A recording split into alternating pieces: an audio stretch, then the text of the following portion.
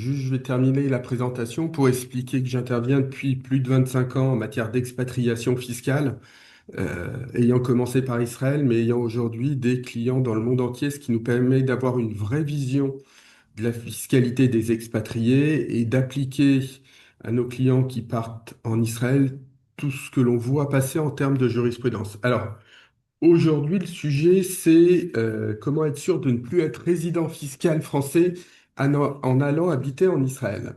L'idée, c'est quoi? C'est que il faut sécuriser la rupture de la résidence fiscale et éviter ce qu'on appelle, nous, un retour de bâton de l'administration fiscale surveille de plus en plus ce sujet de l'expatriation et alors, pas particulièrement sur Israël, hein, beaucoup de choses sont dites, mais l'administration regarde des sujets en fonction d'indices et que je vais vous expliquer, mais pas obligatoirement en fonction des destinations.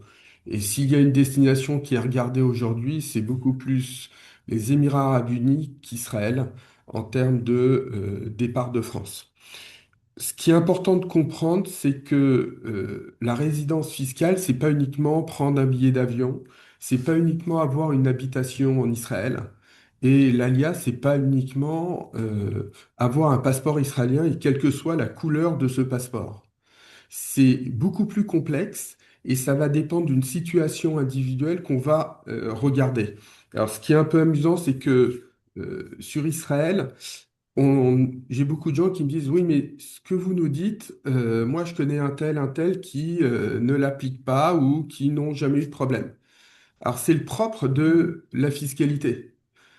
C'est-à-dire que certains peuvent passer au travers, mais quand l'administration en plus a décidé d'y remédier, et de rentrer dans une véritable analyse, là, elle se gêne pas et on a donc un certain nombre de soucis à se faire. Donc, ce que je veux vous expliquer ce matin, c'est que d'abord, le départ vers Israël et le fait de ne plus être résident, c'est d'acquérir donc la résidence fiscale israélienne. Alors, avec Israël, on a un sujet parce que quasiment tout le monde va partir sous un régime de faveur qui va vous permettre de faire votre alia. Et donc, on va avoir, alors que ce n'est pas le cas sur nos autres clients, vous allez acquérir une nationalité sous- avec de la fiscalité, du coup un mélange des genres, alors que nous, on explique très fréquemment à nos clients que peu importe votre nationalité, la résidence fiscale, ce sont des critères et pas la nationalité. Et d'où un certain nombre d'erreurs et de confusions. Il faut aussi faire attention en Israël parce que vous avez des règles internes qui s'appliquent, qui ne sont pas des règles fiscales et qu'on analyse souvent comme des règles fiscales. Je m'explique. Si vous passez moins de 6 mois en Israël, on va vous expliquer que vous ne pouvez pas bénéficier de la sécurité sociale israélienne. C'est pas une règle fiscale, ça n'a pas de lien avec la résidence fiscale. On va aussi vous expliquer que vous allez bénéficier d'un passeport d'une couleur différente que la couleur bleue. Euh, Sauf qu'un passeport, c'est un instrument pour pouvoir voyager. Ce n'est pas fiscal. Et on a plein d'éléments comme ça qui vont venir s'additionner. Ce qui est important pour nous, c'est le transfert de résidence fiscale, qui n'est pas obligatoirement concomitant avec l'acquisition de votre nationalité israélienne ou du régime de l'ALIA. Il arrive très souvent qu'on ait des personnes qui aient déjà fait leur alia, c'est-à-dire ils ont acquis la nationalité, mais pour autant, au bout d'un an, 2 ans ou même 10 ans, ils n'ont pas encore coupé les liens avec la France. Et tant qu'on n'a pas coupé les liens avec la France, on est résident fiscaux français. Alors pourquoi les personnes ne coupent pas les liens? D'abord parce que historiquement, il y a beaucoup de personnes qui souhaitaient partir tout en bénéficiant de la fiscalité française et en continuant à travailler. Alors ça a un peu éclaté au moment de l'échange de données bancaires parce que on s'est retrouvé avec des dossiers de personnes qui vivaient en Israël depuis 2, 3, 10 ans, 12 ans et la France a reçu des informations comme quoi ils avaient des comptes bancaires en Israël et, et, étant résidents fiscaux français, ils auraient dû déclarer ses comptes bancaires. Donc, le premier principe, on ne joue pas avec une date de transfert. C'est-à-dire que si vous partez en Israël, vous devenez résident fiscaux israélien, arrêtez de vouloir dire que vous allez continuer à rester résident fiscaux français. Alors, on connaît les raisons, hein. Les raisons, c'est que à compter du jour où vous posez le pied en Israël, vous ne pourrez plus bénéficier de l'abattement résidence principale si vous vendez votre résidence principale, que lorsque vous conservez un pied-à-terre en France, vous aurez une taxe d'habitation plutôt monstrueuse si c'est plus une résidence principale. On a aussi le sujet de l'exit tax. Mais plus vous allez décorréler les deux informations, alia et résidence fiscale française qui s'arrêteraient, plus vous allez créer des problèmes potentiels. Et nous, on le voit, en fiscalité, le grain de sable, il vient bloquer toute une machine et c'est pas obligatoirement les dossiers où on a les patrimoines les plus importants qui sont bloqués. Parce que plus on a un patrimoine important, plus généralement on est sensible à ces questions-là et puis on sait s'entourer et s'organiser. Et nous, on voit, et c'est très marquant, c'est que les dossiers contentieux que j'ai au cabinet sur des problèmes de résidence fiscale, c'est plutôt des personnes qui n'ont pas des patrimoines importants et qui ont pensé euh, appliquer leurs propres règles de fiscalité. Alors, quelles sont les règles de fiscalité entre la France et Israël? Premièrement, et je le précise parce qu'il est possible que ça change dans les années qui viennent, le régime de l'ALIA permet de bénéficier de la convention fiscale. Alors ça date d'une jurisprudence de la Cour administrative d'appel de 2021.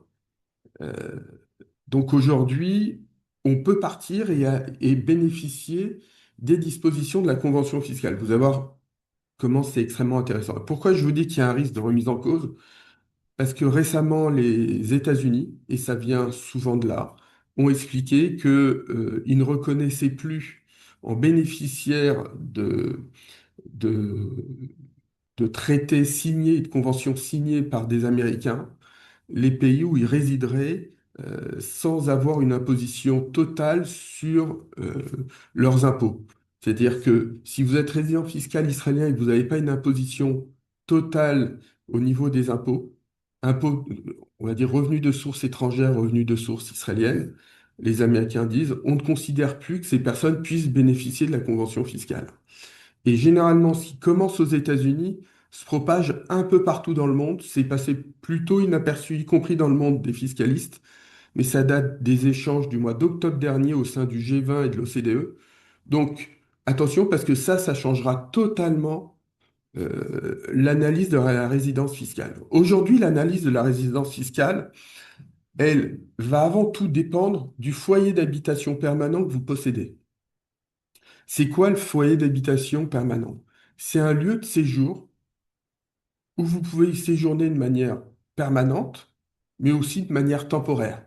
C'est-à-dire, vous avez une résidence secondaire en France et vous pouvez y rester une semaine ou 50 semaines comme vous le souhaitez. Et donc, c'est le premier critère qu'on va regarder entre la France et Israël.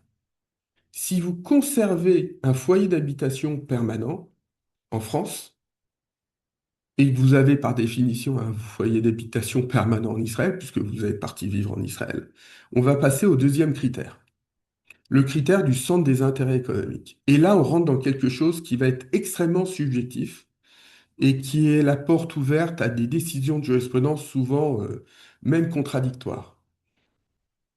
Alors, nous, on analyse nos clients en différentes catégories. Si vous êtes retraité, passer dans la deuxième catégorie n'est pas très problématique à partir du moment où vous aurez des revenus de sources étrangères, donc hors France, supérieurs à des revenus de source française.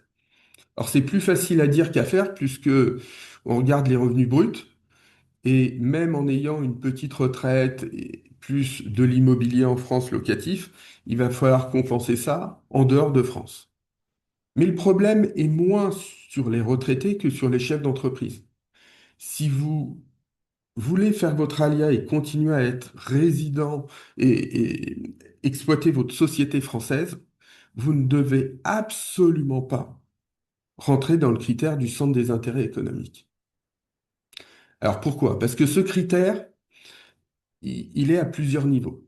On va aller regarder d'abord les mandats sociaux que vous possédez en France. Ça va être simple, hein. Si vous avez, vous exploitez une société, vous avez une holding, plus une société, une SCI ou autre, les mandats sociaux que vous allez avoir en France, c'est déjà un élément. Puis on va regarder les revenus de source française. Si vous êtes chef d'entreprise, le moyen d'optimisation idéal passe aujourd'hui euh, par le dividende de source française. Euh, alors, il y a des mix, hein, il peut y avoir des conventions entre des sociétés israéliennes et des sociétés françaises, mais euh, ça veut dire que, encore une fois, vous ne pourrez pas vous distribuer d'argent en termes de dividendes si vous conservez un foyer d'habitation principal en France. Et puis, on a un autre élément qui va rentrer dans ce critère-là, c'est le centre des intérêts personnels. Si vous avez fait votre alia, mais vous avez deux de vos trois enfants qui sont en France, ou même un, ce sera un élément que l'administration fiscale regardera. Donc, on a un certain nombre de jurisprudences, dont une dernière qui vient de sortir concernant la France et l'Allemagne, où la France a considéré qu'il était résident fiscal français, une personne qui avait un foyer d'habitation, un couple qui avait un foyer d'habitation en France et en Allemagne, qui avait des revenus principalement de source allemande, mais dont la famille était en France. Donc, vous voyez que tous ces critères mélangés font qu'on a un certain nombre de sujets à regarder en fonction de votre patrimoine, de vos revenus, de la constitution de votre famille et de la volonté aussi de faire des allers-retours. Quand on est à la retraite, nous, les clients, typiquement, disent, bon, je vais passer du temps principalement en Israël, mais je veux revenir 4, 5 mois. Le chef d'entreprise fonctionne pas tout à fait de cette manière parce que généralement, il est plus jeune, il a des enfants en bas âge en Israël. Donc, il faut regarder ce point-là. Et puis, le troisième élément, c'est la durée principale du séjour. Alors, autant dire que chez nos clients, mais alors là, c'est pas propre à Israël, tous nos clients font une fixette sur la durée du séjour en France. Et on a alors toutes les règles, hein, toutes les hallucinations, parce qu'en fiscalité, le grand rêve, c'est le fameux 180 jours. Alors, je vous mets au défi de trouver dans une convention fiscale signée par la France, il n'y en a qu'une, hein, c'est celle avec le Qatar, où on parle d'une durée de séjour. Dans la convention fiscale avec Israël, on parle de durée de séjour principale. Mais principale, ça ne veut pas dire obligatoirement qu'elle soit la première. Si vous avez l'habitude de voyager dans le monde entier, vous pourriez tout à fait être 3 mois en Israël et 2 mois en France et le reste du temps dans d'autres pays. Donc, l'analyse est beaucoup plus pointue que ce que vous pensez, mais surtout la jurisprudence est beaucoup plus radicale. C'est-à-dire qu'on a aujourd'hui des jurisprudences en France qui démontrent qu'à partir de 5 mois en France, la France peut considérer que vous êtes résident fiscaux français. Et ce qui m'intéresse souvent, c'est de poser la question, mais si vous êtes 5 mois, pendant 5 mois, vous êtes où? Soit vous êtes dans une résidence secondaire, et on revient à l'analyse de nos critères, ça veut dire que ça va affaiblir votre situation, soit vous êtes à l'hôtel, mais autant dire que c'est plutôt rare, voire inexistant, soit un mélange de famille, de location.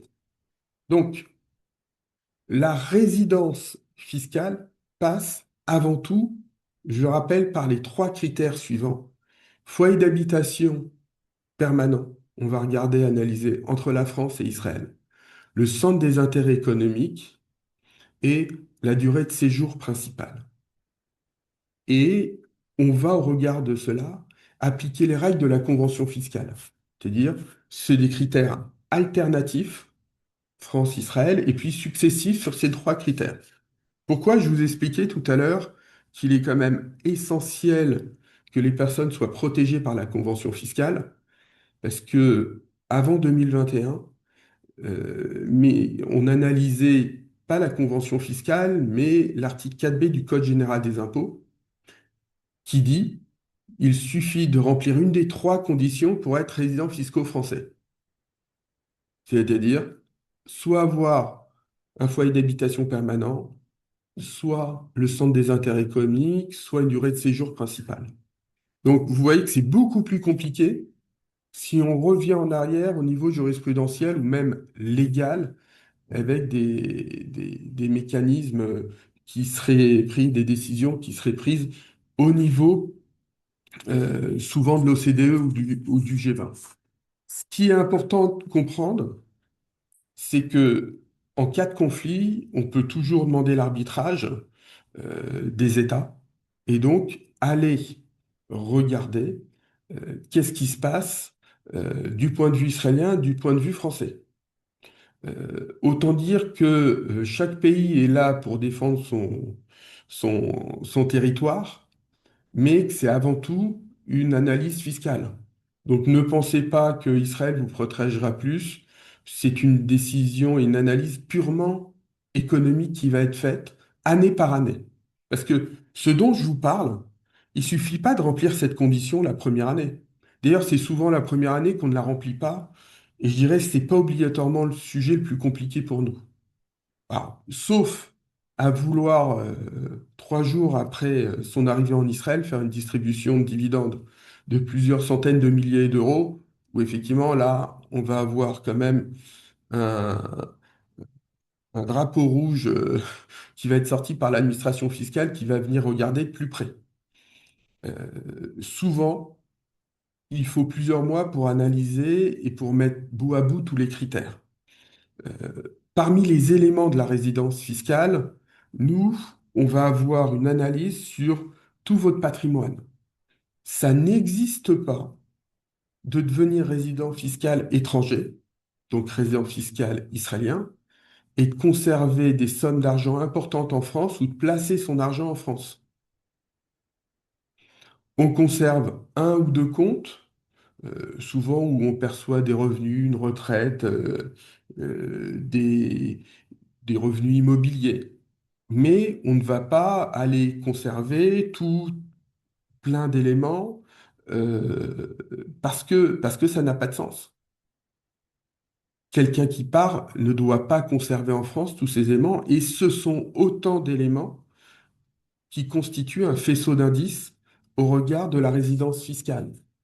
Donc il faut faire très attention à ces sujets-là. Nous, on va souvent aller récolter tous les éléments qui vont aller démontrer que vous n'êtes plus résident fiscaux français en termes de santé, en termes d'assurance, de banque, de scolarité.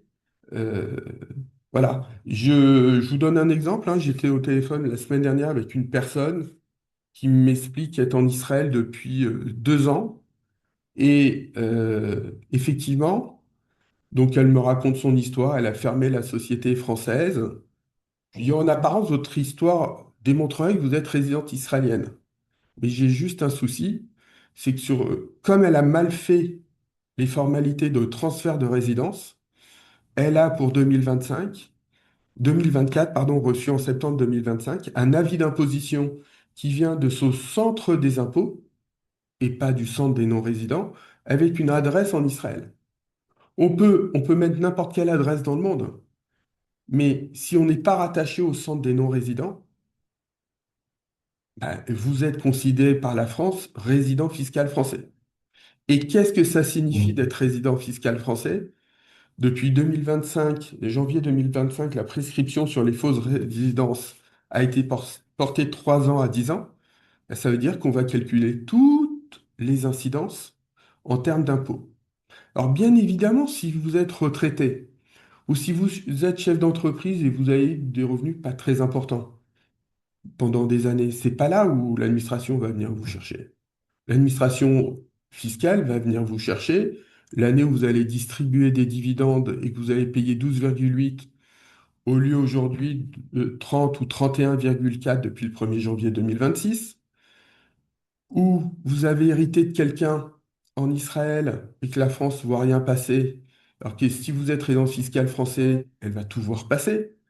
Donc, il faut bien prendre conscience que la situation s'analyse année après année au regard d'éléments factuels de la résidence fiscale, mais aussi d'éléments qui vont avoir une incidence sur votre patrimoine.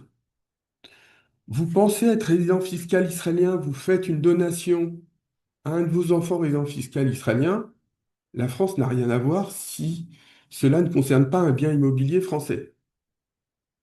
Si vous êtes résident fiscal israélien, français, requalifié français, la France peut vous taxer. Et dans un dossier que moi j'ai récupéré au mois de décembre, sur justement une interrogation entre la France et Israël sur une résidence fiscale, on vient d'avoir une demande de la France qui a demandé à Israël une assistance internationale et demandé quel est le patrimoine et les comptes bancaires détenus par cette personne en Israël. Et Israël va naturellement répondre. Donc, la résidence fiscale, c'est la pierre angulaire de la fiscalité. Vous êtes résident fiscaux israélien, la France ne pourra jamais revenir vous voir et vous appliquerez toutes les dispositions, qu'elles soient négatives ou positives. Alors pour le coup, elles sont souvent positives puisque en France, on a une telle fiscalité que dès qu'on part de France, on sent une pression fiscale nettement diminuée, mais aussi faut-il respecter. Il suffit pas d'avoir l'allure ou la cosmétique du résident fiscal français. Aujourd'hui, en France, en Israël, on a un certain nombre de retraités. Alors pourquoi je parle de ça? Parce que historiquement, il y a jusqu'à une dizaine d'années, les départs de France étaient principalement constitués de retraités. Retraités qui conservent en France un bien immobilier, ont un bien en Israël et font des allers-retours. Effectivement, la France s'intéresse plutôt peu à eux. C'est-à-dire que nous, on voit des remises en cause de résidence fiscale, mais c'est très peu. Il faut néanmoins comprendre qu'à n'importe quel moment, s'il y a une volonté d'aller chercher les retraités, et pas propre à Israël, hein, ça serait une décision qui concernerait aussi bien les retraités qui vivent au Portugal, en Espagne, en Italie, euh, ces personnes auraient de gros sujets fiscaux. Donc, il faut bien analyser. Ce n'est pas parce que vous êtes résident ou seriez résident fiscaux israélien, puis un an, 2 ans, 5 ans, qu'il faut se sentir à l'abri. C'est pas comme ça. Et ce n'est pas non plus parce que vous auriez dépassé les 10 ans en Israël et que vous payez de l'impôt en Israël que vous pouvez vous sentir à l'abri. C'est une fausse analyse euh, qui résulte pas de l'analyse des textes fiscaux. Les textes fiscaux sont clairs sur la résidence fiscale. Donc voilà ce que je voulais vous dire.